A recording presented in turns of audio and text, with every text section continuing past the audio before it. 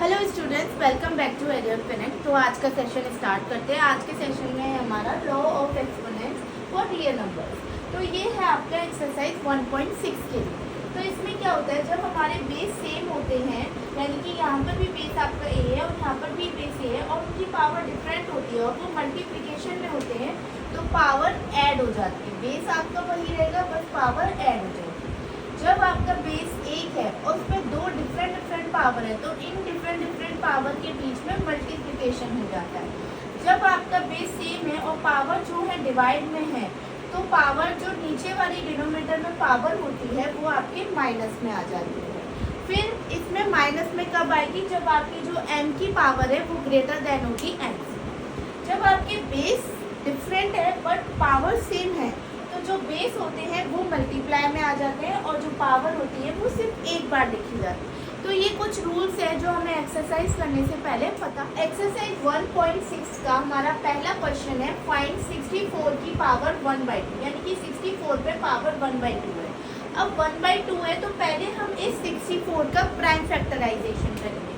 तो जब हम इस 64 का प्राइम फैक्टराइजेशन करते हैं तो 64 2 times bar 32, again 2 times per 16, 2 times per 8, 2 times per 4, 2 times per 2 and then last one is 1. So 2 कितनी बार आया, 1 2 3 4 5 6 बार आपका 2 आया, यानी कि 2 की पावर 6 और पावर में 1/2। अब क्या होगा, अभी हमने रूल पढ़ा था जब a की पावर m और n होती है डिफरेंट पावर, तो a की पावर mn हो जाता है। तो इसमें हम यही रूल लगाएंगे, 2 की पावर 6 इंटू 1/2, तो 2 से 3 पावर कट गई तो 2 की पावर 3 यानी कि 8 विल बी योर आंसर। अब आते हैं 32 वाले पे, 32 की पावर 1/2। 32 का करने की जरूरत नहीं है, आप ये देखिए इसमें 32 आया है तो 64 वाले को हटा दीजिए, कितने बचे 1 2 3 4 5, यानी कि 2 की पावर 5 1/2। अब आप इसमें सेम यही फॉर्मूला जब हम लगाएंगे तो ये हो जाएगा 2 की पावर 5 इंटू 1/2, इट मीन्स 2 की पावर 5/2। अब आते हैं 125 पे। 125 किसका क्यूब होता है, 125 हमारा होता है 5 का क्यूब। 5 का cube 1/3, it means 5 3/3 cancel out, तो इट विल बी 5।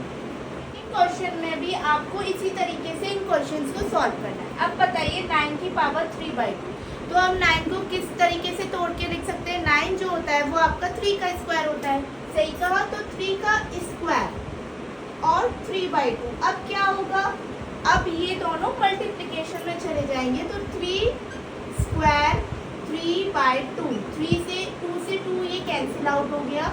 3 की पावर क्यूब और 3 की पावर क्यूब होती है 27। This will be your answer. Second question में 32 2 की पावर 2/5। 32 किसकी पावर में आप लिख सकते हैं, 2 की पावर में लिख सकते हैं, तो 2 की पावर में कितनी बार 5 बार, तो 5 बार लिखने के बाद ये आएगा 2/5। अब इसको फिर से हम उसी मेथड से सॉल्व करेंगे, तो 5 से 5 कैंसिल आउट हो गया और 2 का स्क्वायर आपका आ गया 4, तो 4 योर आंसर। 16, अब 16 का करते हैं, तो 16 किसका होता है, 16 4 का स्क्वायर भी होता है, तो हम क्या लिख लेते हैं 4 का स्क्वायर। और अगर 16 4 का स्क्वायर होता है तो 2 की पावर 4 भी होता है, तो हमें पता है पावर जो है 4 है, पावर जो है नीचे 4 है। 4 का स्क्वायर लिखे या 2 की पावर 4 लिखे, तो किससे इजीली सॉल्व हो पाएगा, 2 की पावर 4 से हमारा जल्दी सॉल्व हो सकता है। तो हम लिखेंगे 2 की पावर 4 की पावर 3/4, तो 4 से 4 कैंसिल आउट, 2 की power 3 is equal to 8। This will be your answer. 125 अभी हमने प्रीवियस क्वेश्चन में भी करा था कि 125 आपका 5 का क्यूब होता है, 5 का क्यूब -1/3, क्यूब से क्यूब कैंसिल हो गया, लेकिन ये 5 की -1 पावर है, यानी कि आप इसको कैसे लिखेंगे 1/5। जब भी पावर माइनस में हो तो वो रेसिप्रोकल करके। तो last question of the exercise, find 2 की पावर 2/3 मल्टीप्लिकेशन 2 की पावर 1/5। अब हमने हमने एक रूल ये पढ़ा था कि जब आपके बेस सेम होते हैं तो पावर क्या हो जाती है, ऐड हो जाती है। a की पावर m और a की पावर n, ये क्या हो जाएगी, आपकी पावर्स जुड़ जाएंगी। तो इसमें भी हम यही लगाएंगे 2 की पावर 2/3 प्लस 1/5। और जब आप इसका एलसीएम लेंगे तो एलसीएम आपका क्या आएगा, 15 आएगा। तो 15 एलसीएम लेने पर ये 5 टाइम्स पर कट हुआ, 3 5 15 और 5 2 10, 10 प्लस 3/2 इट मीन 15, क्योंकि 5 से 15 कितनी बार गया, 3 बार, और 3 का 1 में मल्टीप्लाई किया तो आपका 3, तो ये आ जाएगा 2 की power 13/15। This will be your final answer. अब है हमारा 1/3 की पावर 3 और उसमें भी पावर क्या है, 7। इसको आप कैसे लिख सकते हैं, ये डिनोमिनेटर पार्ट में, ऊपर न्यूमरेटर पार्ट में जाएंगे तो पावर नेगेटिव हो जाएगी, और 7, तो ये क्या आ जाएगा, 3 की पावर -21। और फिर से आप इसको लिख सकते हैं डिनोमिनेटर में 3 की पावर 21। ये आपका क्या हो गया, आंसर।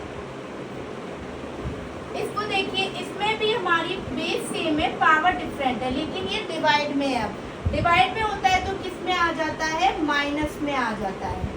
और जब हम 2 और 4 का एलसीएम लेंगे तो हमारा एलसीएम 4 आएगा, और ये आपका 2 - 1 = 11 1/4। ये आपका आंसर हो गया।